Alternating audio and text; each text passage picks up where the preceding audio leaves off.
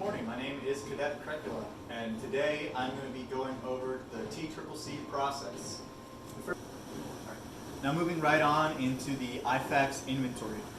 So the first thing that you're going to see from my IFAC is that it has the self-adhesive tape attached to the outside. So this is mostly because there's a lot of inventory in the IFAC and there isn't enough room for everything. So I found a way to attach the tape so that it sticks on the outside and stays on really tight so that it doesn't go anywhere. Opening the IFAC up, you're going to notice the internal compartment, which opens right up conveniently, where you can see everything displayed. On the outside of the IFAC, you have easy access to your tourniquet. You have an ACE bandage wrap, an emergency or Israeli bandage. You have compressed gauze, rubber gloves, an NPA, a heat blanket or insulation blanket, and hemostatic gauze. Before you go out into any kind of situation where there may even be the slightest hint of somebody getting shot, you need to ensure that your personal IFAC is well stocked and has everything that is within your unit SOP. Because this is for your own personal safety. If anything goes wrong, the medic and anyone who's treating you is going to pull the equipment that they're using out of your personal IFAC. And if you're missing something, then that means they have to pull it out of their own IFAC, which means now they don't have it.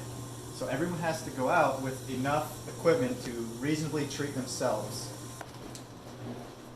Now that we've finished going over the IFAC's inventory, we're going to pack it right back up and then move into a walkthrough demonstration of everything that we've talked about so far. Alright, so my battle buddy here has been shot. We've already returned fire, done the care under fire phase. We're going to notionally say that we didn't have time to put a tourniquet on because we had to get off the X extremely quickly because there isn't one on it. So now we're in tactical field. So now we're in tactical field care phase. We're going to assess the casualty, make sure that there's nothing wrong with them. I'm going to go through a whole bunch of different processes just to demonstrate how they look to all the viewers. Alright? So we've taken our IFAC out. The first thing we're going to do is apply our tourniquet.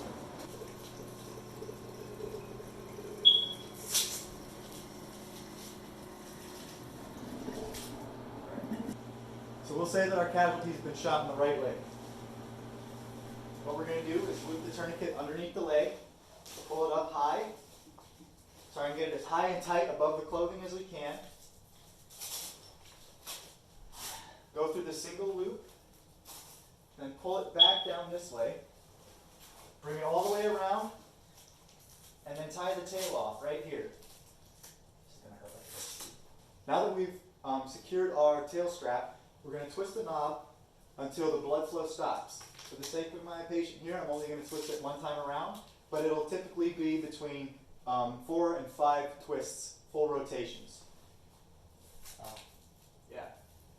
You're going to lay the tail strap down and secure it. Right here, you'll see this white strap right here with the word time on it. You have to note the time that you put the tourniquet on. That's for the medical personnel so that they can keep track of how long it's been on. Another aspect of the major bleeding stage in the MARCH acronym that doesn't relate to tourniquets is if your patient has any kind of major bleeding coming out of a junctional point, armpits, groin, or neck, those are areas where you can't apply a tourniquet. So what we have to address that major bleeding is called the quick clot hemostatic gauze. This gauze has an agent in it which clots blood extremely quickly. So what you do with it is you're going to open your gauze, hold it in your armpit, take the end of it, and you're going to pack it into the wound as far as it will go in a kind of pinching and pressing motion, getting the entire gauze pressed into the wound and then you're going to hold it down for 3 to 5 minutes so that it can seal. If after 3 to 5 minutes there's still bleeding, you'll take the entire gauze out and apply a new gauze, and then reapply the pressure. Once you've controlled the bleeding, you're going to take an ACE bandage and wrap the wound, going around the head and shoulder, and making sure that continual pressure is applied to the gauze so that it doesn't begin bleeding again. So the next thing, after having applied the tourniquet and completing the first stage of march, is we're going to do airway. At this point, you're going to perform the look, listen, and feel method. So you're going to place your hands on the chest of the patient and feel for breathing. You're going to look down their chest and put your head on their ear. You're going to listen for airflow, and you're going to feel for airflow across your face, and look down on their chest to look and see if there's any movement. If you detect that the airflow is obstructed, you're going to apply an NPA. What you do is I can't take it out and do it to them, but what you do is you take this tube right here, lay down, lift their head up, hold their nose back, and slide it into their left nostril until it goes all the way down in. Then you're going to tape it off. Alright, so this is what you're going to do if you don't have access to an NPA. It's called the head tilt chin lift. So you take your hand and put it on their forehead, and you tilt their head back, and then you lift their chin up. And what this does is it forces the airway open so that they can breathe clearly. Now, if you don't have access to an NPA, this particular method has to be maintained, which means it doesn't give you a lot of freedom to do other things. So make sure you have your NPA with you.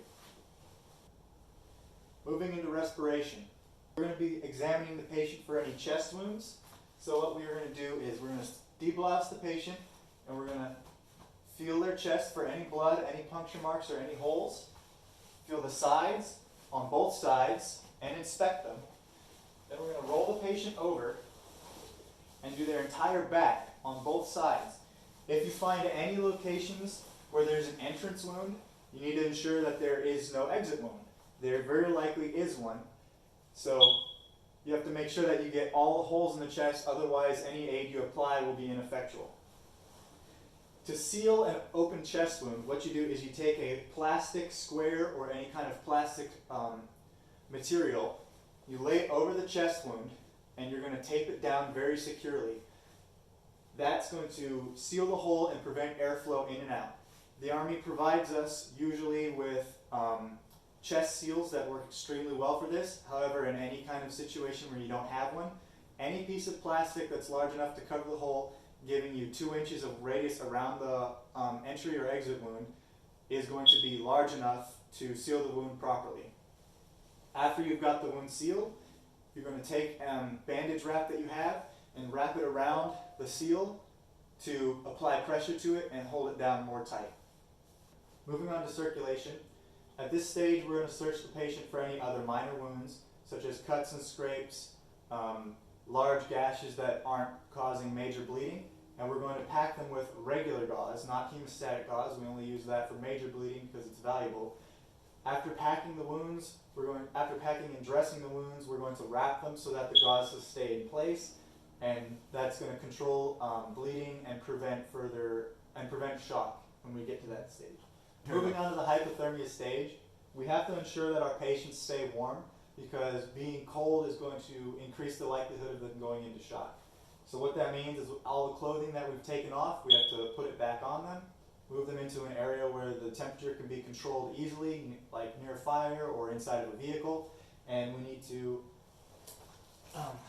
if we have available, wrap them in this survival rescue blanket, the insulation blanket. Hypothermia is very important to prevent because a cold person is much more likely to die from shock than a warm person. That brings us right into shock. To treat for shock, what you do is you treat for hypothermia, and you're also going to ensure that the patient is comfortable. If the patient's awake, you're going to let them position themselves in whatever way that they're comfortable. Being that the patient is unconscious, what you're going to do is you have to put them in a position where if they were to throw up or get any kind of liquid building up in their throat, they're still going to be able to breathe. How to do that is you put them in the recovery position. You take an arm, lay it over them, cross their legs, roll them over like this, and take the upper leg and move it up so that they can be supported in this position. I'm going to move him over so that you guys can see how he looks. There. This is the recovery position. It is the safest way to place an unconscious patient so that they don't end up choking on blood, saliva, or vomit that may enter their airway. And it puts them in a more relaxed position so that the body can maintain circulation and prevent dying from shock.